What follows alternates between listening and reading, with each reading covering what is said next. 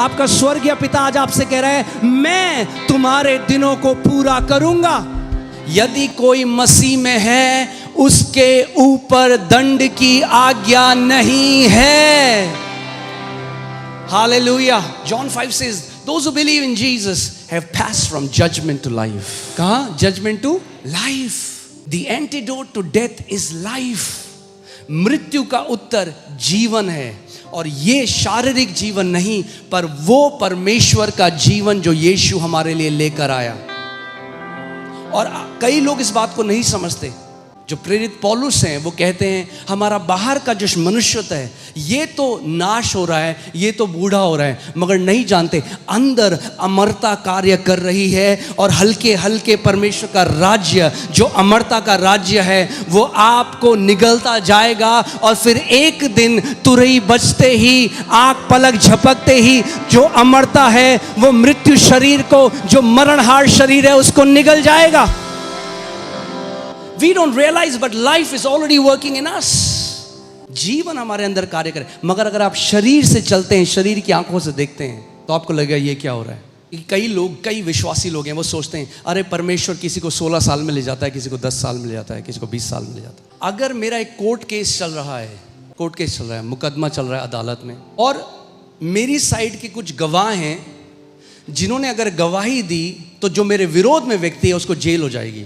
अब मैं, जो मेरे गवाह हैं, मैं क्या चाहूंगा, वो जिंदा रहें या वो मर जाएं?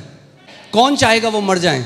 जो मेरा विरोधी है। यीशु ने कहा तुम मेरे गवाह दुनिया के छोर तक ठहरोगे। मैं अगर अपने ही गवाहों को मरवा दूं तो मैं मूर्ख ठहरूंगा। कोई है जो नहीं चाहता कि गवाह जिंदा रहें, मगर सामर्थी है वो जो हमारे अंदर है, उससे कि जो इस दुनिया में है। अभी अकेले नहीं जाना है। पड़ोसी को बोलो अकेले नहीं जाना। बहुत बड़ी भीड़ लेके, स्टेडियम के स्टेडियम भर के लेके जाना है स्वर्ग में। आमीन। असली पार्टी तो वहां शुरू, यहां तो है ही पार्टी, मगर असली पार्टी वहां शुरू होगी उस दिन, जिस दिन हमारा यीशु हमें लेने आ रहा है वापस। और वचन कहता है हर एक आंख उसको देखेगी।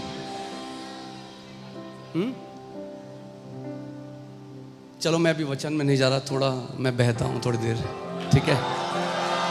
अभी कई लोगों का दिमाग कहाँ है, अरे चिप लगा देंगे, अरे एलियन आ गए, अरे ये हो गए। वही चेले भी कर रहे थे। तुम सामर्थ पाओगे और मेरे गवाह ठहरोगे। यीशु ये कहना चाह रहा है कोई भी समय हो, तुम्हारा काम है मेरे गवाह बनो। एलियन आ रहे हैं, मेरे गवाह बनो। लड़ाइयाँ हो रही हैं, मेरे गवाह बनो। पेट्रोल ऊपर जा रहा है, मेरे गवाह बनो। पेट्रोल नीचे जा रहा है, मेरे गवाह बनो। चिप लगा रहे हैं, मेरे गवाह बनो। 5G आ रहा है, मेरे गवाह बनो। So many people have so gone into conspiracy theories that they have stopped preaching the gospel. सुसमाचार नहीं बांट रहे, पिता की बात नहीं, पूरी चिप लग रही है। चिप लगना इज नॉट द गॉस्पेल। यीशु मसीह के बारे में बताना इस जो सुसमाचार वो है कि मसीह हमारे लिए मारा गया, मसीह हमारे लिए गाड़ा गया, मसीह हमारे लिए तीसरे दिन मर के जिंदा हो गया, और अब हम उसके निज प्रजा हैं, उसके खून से खरीदे गए हैं, परमेश्वर के बेटे और बेटियां हैं। यही तो शैतान चाहता है। वो जानता है कि वो कलीसिया को हरा नहीं सकता, तो मैं इनको असली सुसमाचार से डिस्ट्रैक्ट कर देता हूं। Distract them from the gospel, they do not preach the gospel anymore. अरे भाई साहब चिप लग जाएगी, भाई साहब हमारे दिमाग में चिप पता नहीं कब से लगी हुई है।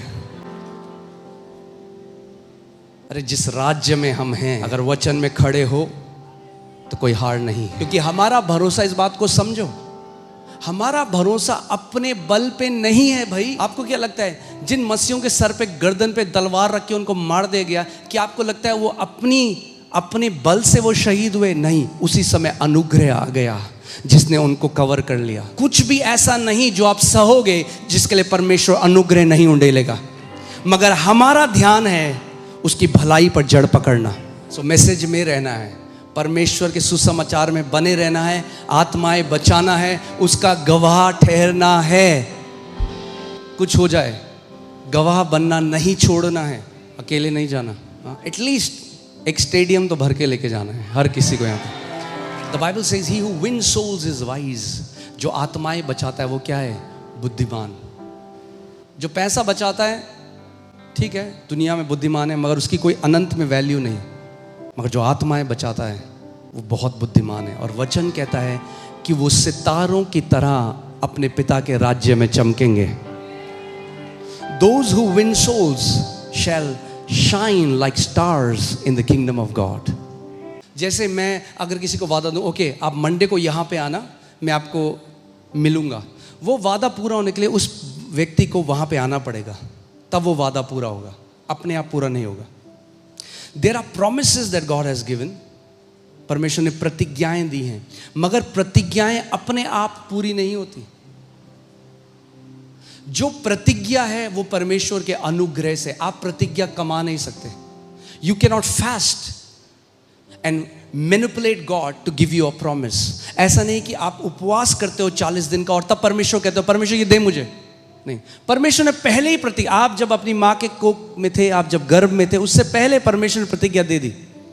मगर अब उस प्रतिज्ञा में आपको अनुग्रह से तो हो गया, मगर अब उस अनुग्रह में विश्वास मिलाना पड़ेगा, तब वो प्रतिज्ञा आपके जीवन में पूरी होती है। You have to mix faith and grace.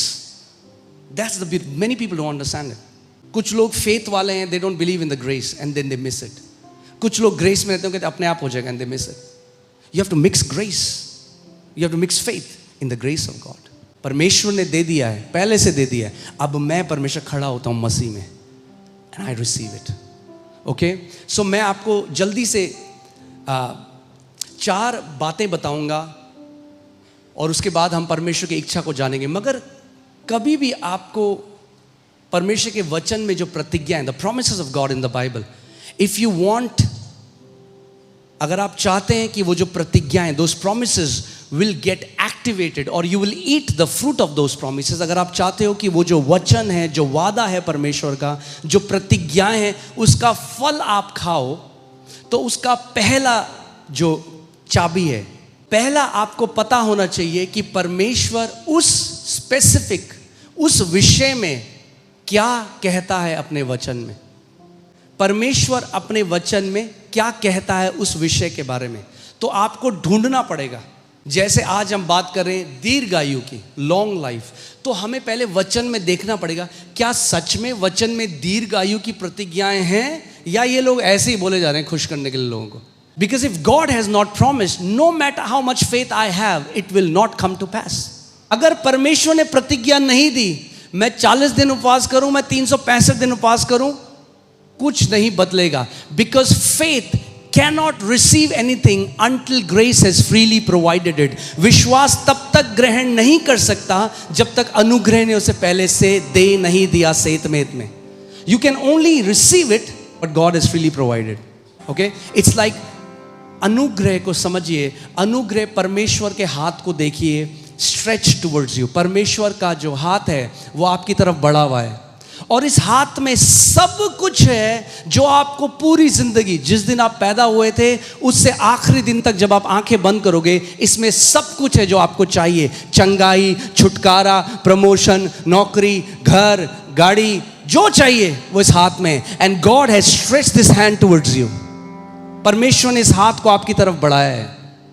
But now faith is, विश्वास ये है, आप हाथ को बढ़ाते हो और परमेश्वर के हाथ से ले लेते हो जो उसने सेतमेत में आपको दे दिया है। But if you don't stretch the hand, you can not receive.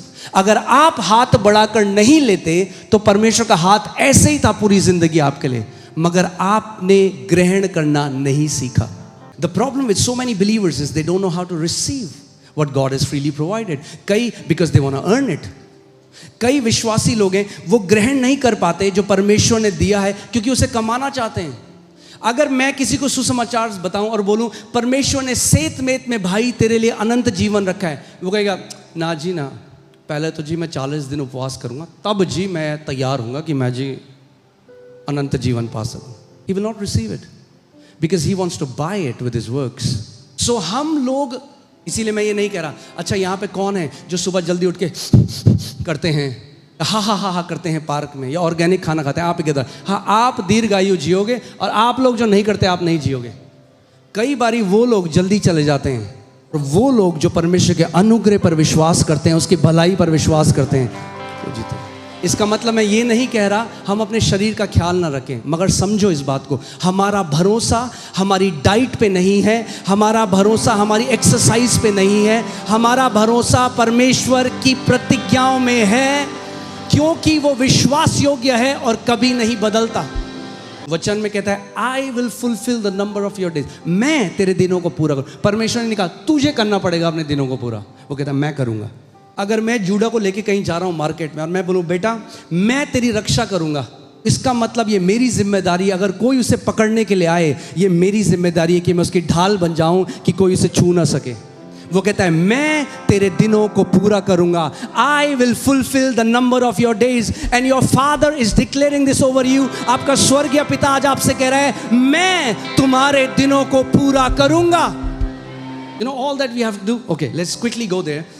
पर पहले, उसके बाद हम वापस आएंगे, बट पहले आपको क्या समझना है इस बात को कि अगर मुझे परमेश्वर से उस प्रतिज्ञा का फल खाना है तो पहले मुझे जानना है कि परमेश्वर की इच्छा उस एरिया में क्या है।